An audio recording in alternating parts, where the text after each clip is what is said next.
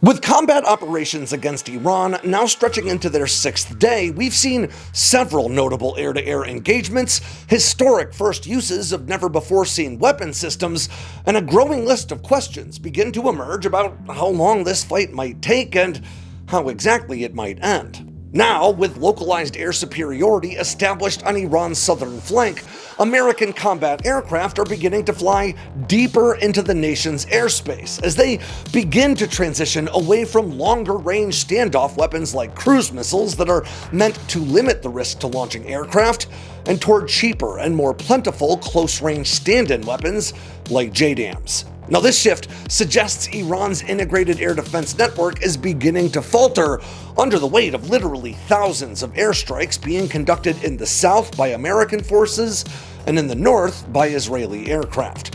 With more than 30 Iranian Navy vessels now sunk, more than 2,000 targets already struck, and this campaign continuing to ramp up, Iran's ability to defend itself may be rapidly waning, but it is important to understand the pretty wide gap between beating the crap out of a nation's military and eliminating their ability or their will to fight. So, let's run through some of the biggest developments to surface in this fight over the past week.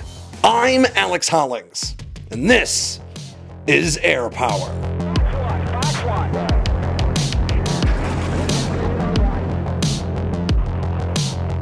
With the US and Israel now engaging in combat operations in Iran, Russia's war in Ukraine now stretching past its fourth year, and other ongoing conflicts in Afghanistan, Sudan, Myanmar, Mexico, and more, the world is an increasingly complex and sometimes even scary place. And to be honest, the news media doesn't always make things much better, often choosing to lean into hyperbole, sensationalism, and definitely partisan politics to drive clicks and views instead of, just keeping us informed. And that is why I am still such a big fan of ground news. Ground news helps us stay on top of what's going on in the world while also letting us see right through common forms of media bias and the sensationalism that's become so common today. Ground news compiles stories from outlets all over the world and then sticks them all into one easy-to-read feed that doesn't just keep me up to date on what's going on, but also shows me the different ways media outlets cover the same story. You can even choose specific topics that you want to stay on top of, like the military, veterans, fighter aircraft, or drones. Like this story about the US's first use of Lucas kamikaze drones in combat. Ground News has already gathered coverage of this story from 154 different outlets, with 33 of them listed as being politically centered. And here on the right side of the screen, you can also see the bias distribution and factuality ratings for coverage of this story, with about 41% of outlets reporting on it listed as right-leaning, and 75% of them rated for high factuality. And Ground News also shows you vital information about these outlets along with their headlines, like their political bias, factuality rating, corporate ownership, or their government affiliations.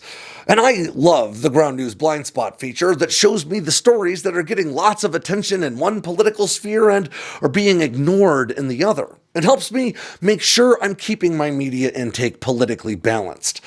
Ground News is a big part of my research and my day-to-day news consumption, and it can be for you too. Just go to ground.news/sandboxx with 2 X's, or just click on that link in the description below to get 40% off the same Vantage plan that I use every day. Again, that's ground.news/sandboxx to get 40% off their Vantage plan. That'll help you stay on top of things. Now, as you might imagine, a lot has gone on over the past week, with Israeli and American aircraft continuing to engage Iranian command and control, ballistic missile launchers, and air defense assets, while air defenders from at least 10 different nations try to swat Iranian missiles and drones out of the sky. As we've discussed on this channel already, this fighting has already seen the first ever air-to-air victory for the F-35 against a crewed fighter, with an Israeli F-35I downing one of Iran's newest jets, a Russian-sourced Yak-130, over Tehran on Tuesday. We've also seen the first enemy warship sunk by an American attack submarine with a torpedo since World War II, in an engagement some 2,000 miles away from the heart of the fighting in Iran, off the coast of Sri Lanka. And we've got videos up on both of those topics already if you'd like to check them out. But from a purely technical standpoint, that is just the tip of the iceberg. This fight has also seen the first combat deployment of America's new Lucas one-way attack drones, something I actually got the chance to discuss on ABC News 15 Arizona earlier this week with Air Force veteran and evening anchor Craig McKee. And then, of course, 3 American F-15E Strike Eagles were accidentally shot down over Kuwait by a friendly F-18 Hornet. And while friendly fire doesn't impact the F-15's legendary undefeated air combat record, another engagement from this week might, depending on how you count them, because Qatar's new F-15QA actually scored the first air-to-air victories of this conflict, downing 2 Iranian Su-24 Fencer fighter bombers that were attempting to sneak past air defenses to engage American forces by screaming across the desert just 80 feet off the ground. But let's start with the Lucas drones and why their use in this fight marks a significant step toward America's shifting approach toward using low-cost air power to saturate and degrade enemy air defenses, and, well, a whole lot more. Now, according to statements released by the U.S. Central Command, this week's joint American and Israeli strikes against Iran saw the first combat deployment of America's low-cost uncrewed combat attack system, or Lucas one-way attack drones, marking the culmination of a rapid transition from development and into service that only spanned about a year. Now, these drones, which are based directly on Iran's own Shahed 136, are meant to provide American forces with low-cost, high-volume, long-range options for kinetic strikes against stationary targets. While these drones have been launched from U.S. Navy ships at sea in testing, reports now indicate that the Lucas systems employed against Iran this week were launched from the ground by members of CENTCOM's Task Force Scorpion Strike, or TFSS. Now, Task Force Scorpion Strike is a relatively small unit made up of only about 24 troops that all fall under U.S. Special Operations Command Central, or the Spec Ops Command element that oversees Middle East operations.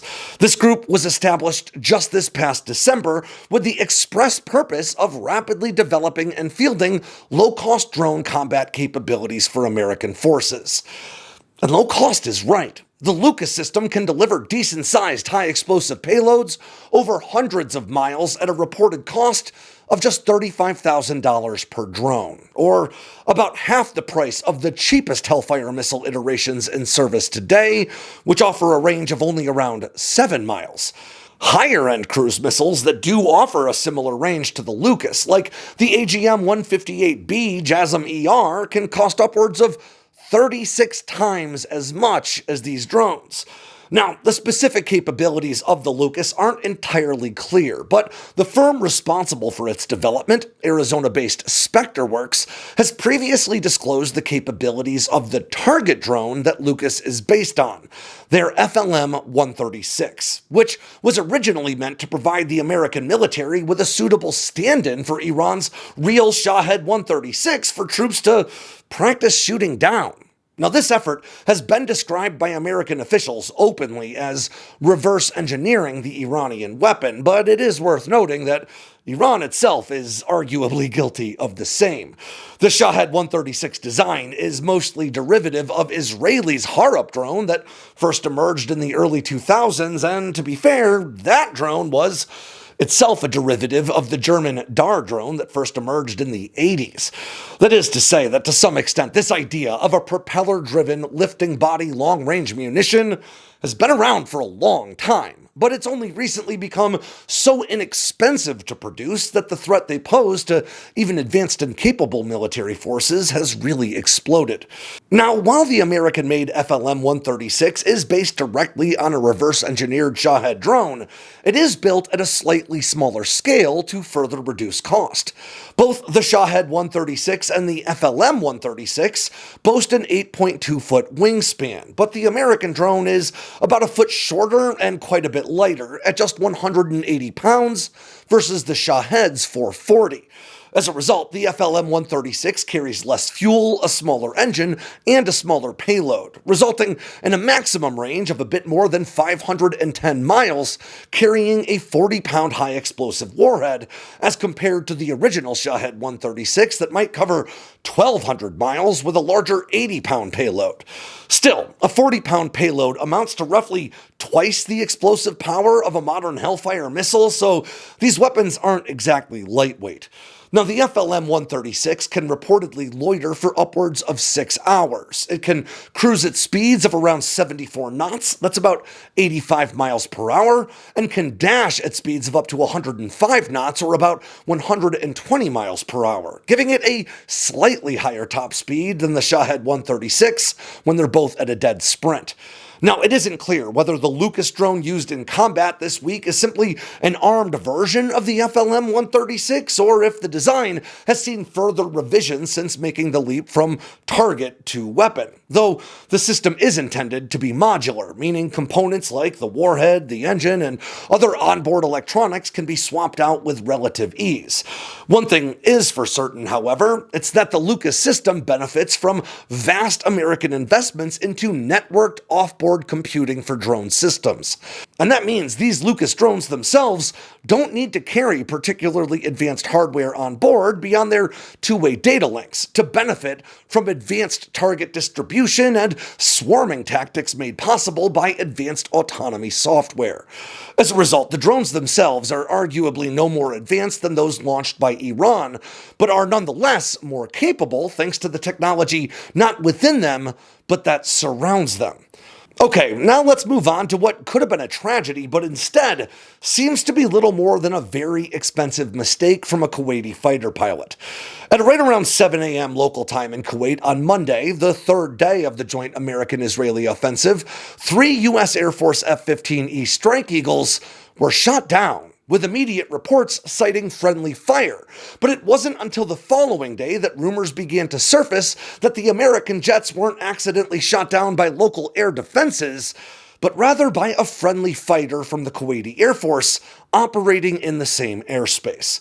Now, the F-15E Strike Eagle is the air-to-ground oriented iteration of the famed Eagle chassis, building upon its legendary air superiority foundation with additional weapon stations, a more ground-focused radar array, conformal fuel tanks for added range or loiter time, and a 2-person crew to distribute the workload of managing a variety of pod-based air-to-ground sensors and targeting systems. While the old-school F-15C was a thoroughbred air-to-air fighter, the F-15E is instead known as a fighter bomber, or sometimes an interdiction bomber, which is a worthy moniker for an aircraft that can fly at Mach 2.5 and pull 9G maneuvers, but is also rated to carry more ordnance into the fight than World War II bombers like the B-29 Superfortress. And while the Strike Eagle was designed and built with an air-to-ground focus, it does still know how to stand and swing in the sky. The F-15E scored its first air-to-air victory back in 1991, downing an Iraqi helicopter gunship not with an air-to-air missile, but with a 2,000-pound laser-guided bomb that was guided into the airborne rotorcraft by the fighter's weapon systems officer in the back seat. Now, since then, Strike Eagles have downed scores of one-way attack drones over the Middle East, where they now fly with air-to-air loadouts that include 4 AIM-9 Sidewinder infrared-guided air-to-air missiles, 4 more AIM-120 AMRAAM radar-guided air-to-air missiles, and as many as a whopping 6 LAU-131 rocket pods, each carrying 7 AGR-20 low-cost laser-guided air-to-air weapons for drone and cruise missile engagements, giving a single Strike Eagle a total of 50 air-to-air weapons that it can leverage in a single sortie. And it is worth noting that those AGR-20s, also known as the Advanced Precision Kill Weapon System 2, ring in at only around $35,000 to $40,000 a piece, making each of them cheaper than the Shahed drones that they shoot down. But as capable as these aircraft are, they aren't invincible, and that much was proven on Sunday when 3 Strike Eagles were shot down over Kuwait in rapid succession. Now, again, initial reports claimed the fighters were hit by friendly air defenses, but subsequent reporting, particularly from Laura Seligman at the Wall Street Journal, revealed that the F-15Es were actually hit by a single Kuwaiti F-18 Hornet instead. Now, like the Strike Eagles, the Hornet was likely flying air defense sorties over Kuwait, engaging low-flying attack drones as they flooded into Kuwaiti airspace. And based on footage we've seen of a Strike Eagle falling out of the sky and the circumstances of this engagement, it seems likely to me that the Kuwaiti Hornet hit all three Strike Eagles with some variation of the AIM-9 Sidewinder short-range infrared-guided air-to-air missile. Now, Kuwait is known to have Sidewinders ranging in capability from rather dated AIM-9Ls that first emerged in the 70s, all the way up to the most modern AIM-9X Block 2s, any of which would make a more cost-effective choice for drone engagements than longer-ranged and much pricier AMRAAMs. And that may actually speak to how this friendly fire incident may have occurred. Since the onset of fighting on Saturday, the Kuwaiti military has reportedly intercepted 394 inbound kamikaze drones, which equates to shooting down more than 65 targets a day, every day this week. According to Kuwaiti officials, this incident occurred shortly after multiple Iranian drones had just crossed the border into Kuwaiti airspace, where that Hornet and those Strike Eagles were all operating in relatively close quarters to intercept them. Now, Kuwait's Hornets carry the AN/APX-111 Combined Interrogator Transponder to discriminate between friendly and enemy contacts. We usually call this an IFF, or Identification Friend or Foe system. Now, this system is integrated with the fighter's AN/APG-65 pulse Doppler radar, so when the radar array detects a contact, the AN/APX-111 transmits a coded signal to that radar contact. If it's friendly, that target aircraft's IFF transponder will receive the encrypted signal and reply with its own for the Hornet to decode and confirm that the aircraft is friendly. However, Sidewinder missiles are not radar-guided weapons and carry only passive sensors.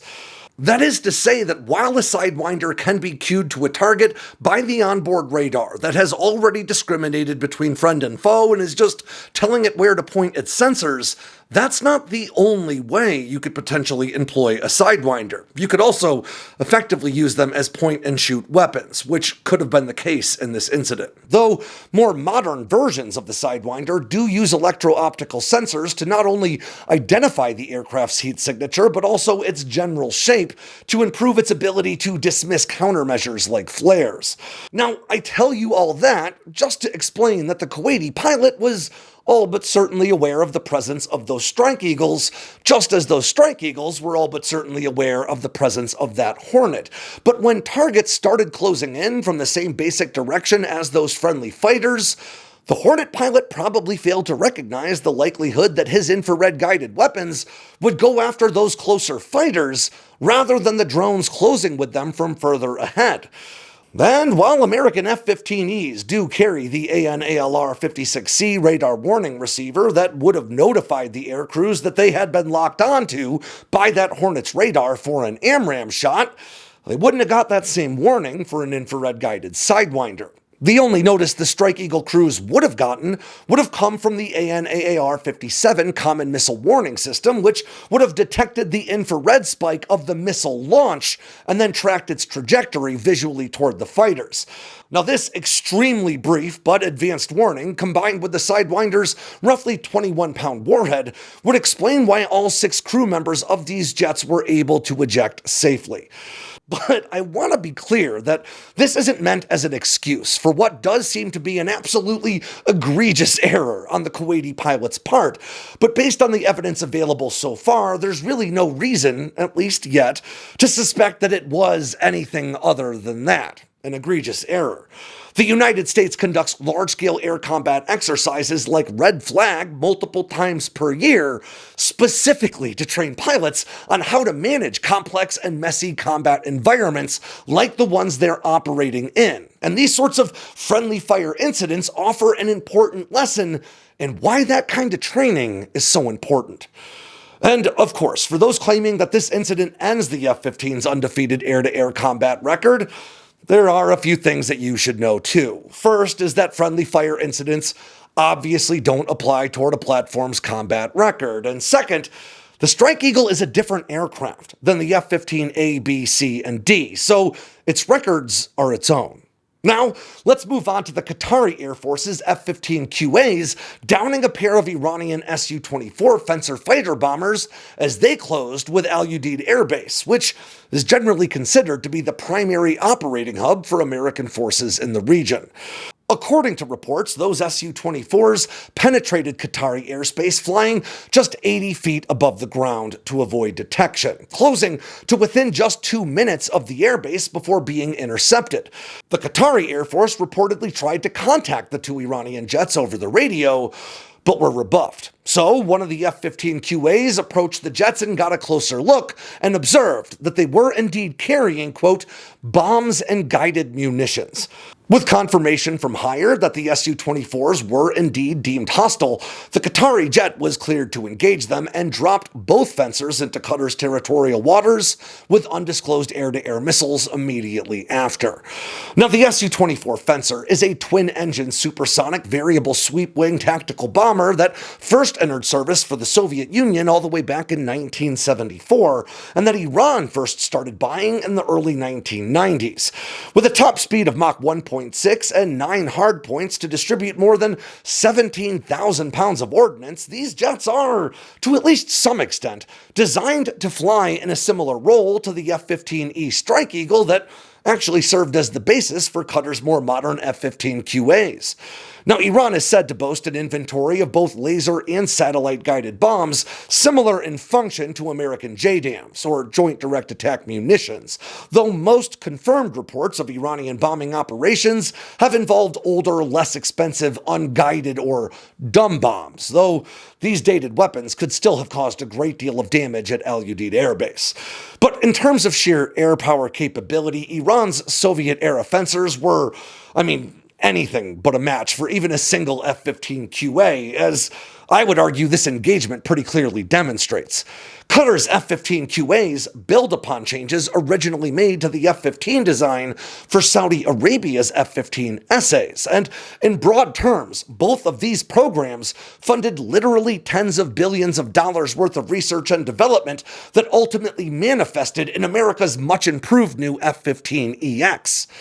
The F-15QA boasts the same powerful new engines, the same advanced new avionics, the same massive payload capacity, and the same mind-bending fly-by-wire controls that allow these aircraft to consistently perform harrowing 9G maneuvers without even breaking a sweat and pushing it all the way to 12 Gs in an emergency. Though it would seem the F-15QA didn't really need to dip too deep into its toolbox to eliminate these fencers. And again, while the F-15 Eagle has that oft-touted air combat record of 104 wins and 0 losses, I'm not sure we can count these wins toward that total. Instead, I might contend that these are the first 2 kills for the advanced Eagle line that includes the F-15SA, QA, and EX, rather than another 2 kills for the Eagle as a whole. But, the internet's going to argue about this forever, and you can decide whatever you want.